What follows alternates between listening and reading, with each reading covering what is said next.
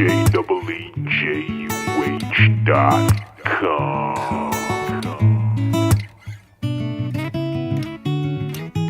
The lawless man does not exist in here. We're in the midst of the authority of the Most High God. How many want this place to be a place where God, listen, we're so messed up in our thinking when it comes to church, brother, that when we come to church now, we invite God. God, we invite you into our presence. No, you don't have to invite God into his house. Come on.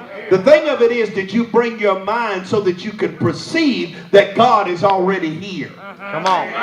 Look at your neighbor and say, God is already here. He's already here. Let's go over to St. John, the 4th chapter. The 4th chapter. St. John, the 4th chapter. It's so important that we understand that we don't have to invite God into God's house. Amen. And especially for those of us that are apostolic.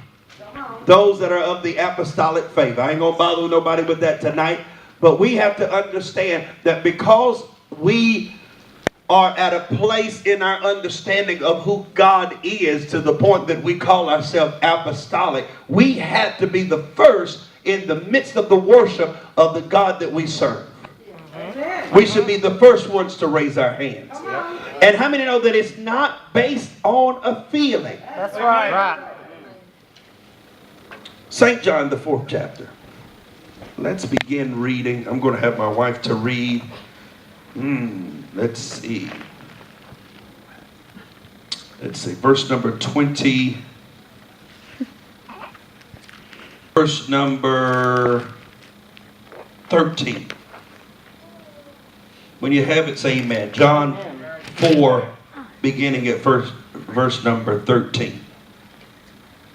Read. Jesus answered and said unto her, Whosoever drinketh of this water shall thirst again. Now, he's talking to a woman that he had no business talking to according to tradition.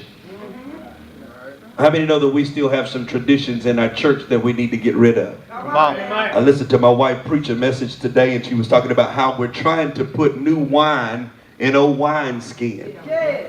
How many know God is doing a new thing in this season? Come on. And in understanding that God's doing a new thing, then that lets us know that we can't do things the same old way. Amen. That's why David said, and we're going to get to David in just a few minutes. He said, create in me a clean heart, O Lord, and renew a right spirit in me. And David had enough understanding of, God, I know that I'm a man after your own heart, but I constantly have to be renewed in my thinking towards you.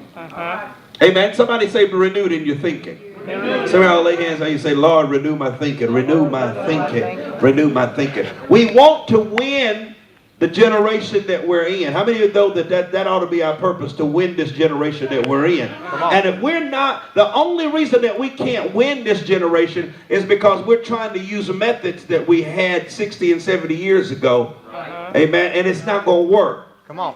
We have the message and the gospel that we preach has to be relative to what they are dealing with in this time. And this is what Jesus did with this woman. He kept talking to her until he found some common ground with her. Read. But whosoever drinketh of the water that I shall give him shall never thirst.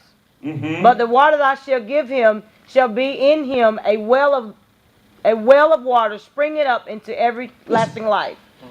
Now they're talking about natural water, but how many know whenever Jesus talks, he always takes the natural things and he changes it over, gives it a spiritual background. He said, you're trying to feel your natural thirst, but I've got some water that when you drink of this water, it'll turn into a well on the inside of you.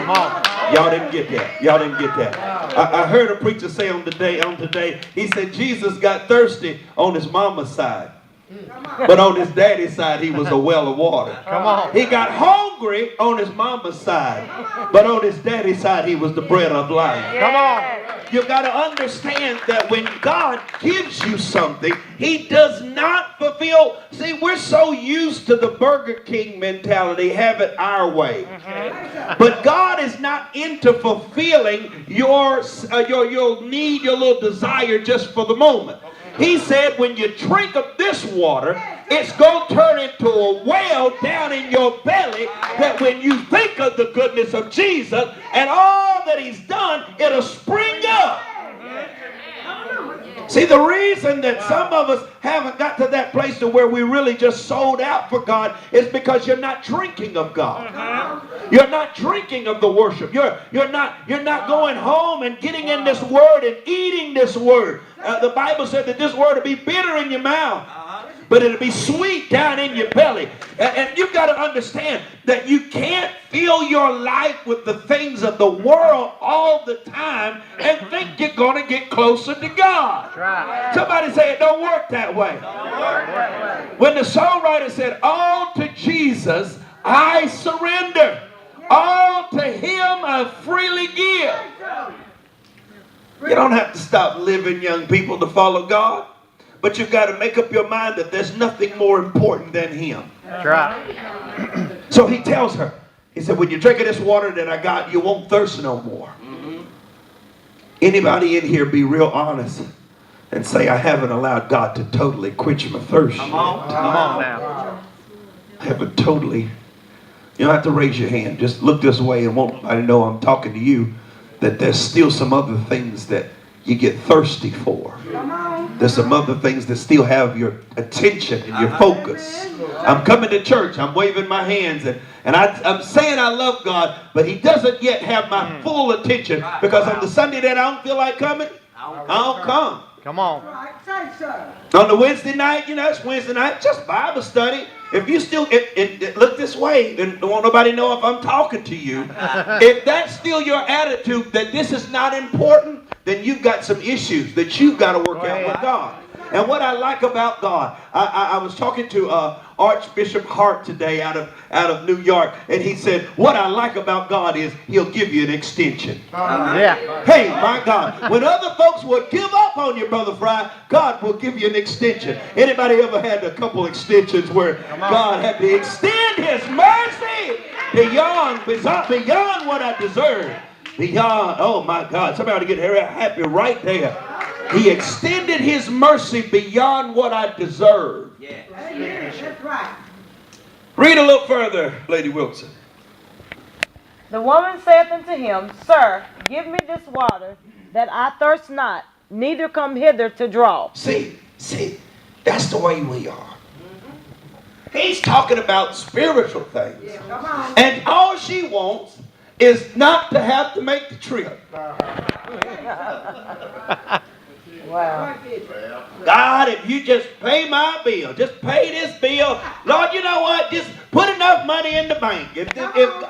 Listen, I am so convinced that the reason that God cannot bless some of us is because he knows our thoughts from afar off. He knows if he blesses us the way that we desire for him to bless us, that we'll stop doing what we're doing. We'll stop praying. We'll stop fasting. We'll stop. Oh, I can't go to church. They asked him for a seed. Come on. How many know when you got a lot of money, your offering goes up? Come on. Go ahead. Your tithe goes up. If I hit the lottery, I'm going to bless the church. You won't even bless the church with that little $300 you get. That is so true. She wanted God to bless her, but she wanted to be blessed for selfish reasons. The next time you ask God for something, check your motive. That's right. Wow. That's good. Check your motive for why you're asking for that. Why do you want that new car? Come on. If you see your sister, will you ride by? Go ahead now. Say so. Huh? Come on. Will you ride by her or see her down that street and make sure you don't go that way so you don't have to pass her? So she wanted what she wanted from God, but she wanted it for the wrong reason. Tell somebody, check your motive. Check your motive. Check your Look at the motive. person on the other side. Say, check your motive. Check your motive. I'm talking about a heart transplant tonight. I'm talking about making sure that our heart is right with God. I want my heart to be right.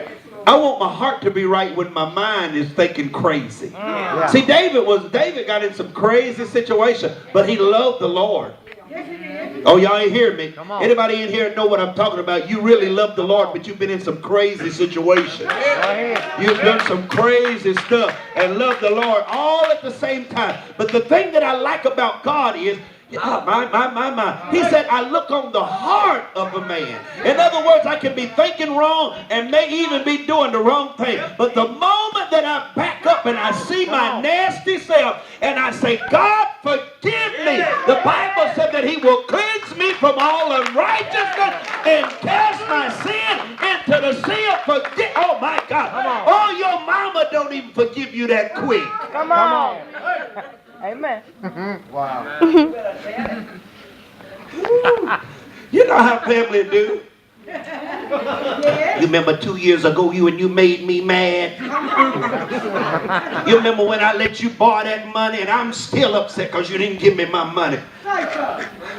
Money been spent. Look at your neighbor and say, let it go, let it go. Let it go. Let it go. But I want my heart to be right. Go ahead. Oh God, let's just stop right there. And everybody that wants your heart to be right, just raise your hand as a sign of God. I want my heart to be right. I don't want to hate nobody. I don't want to be upset with nobody. I don't want to talk about nobody. You know, I don't want to talk about nobody's children because I got children of my own. God, I want my heart right. I tell you to say that like you really mean it. Say, God, fix my heart. Create in me a clean heart, oh God. Show me where I'm wrong. Show me where I'm messed up. And I don't care how long you've been saved, how sweet you think you got it in God. There's something in that heart. Yes. Tell somebody beside you, there's something in that heart. There's something in that heart. That's something that make you see that person that make you say, Come on. Come on.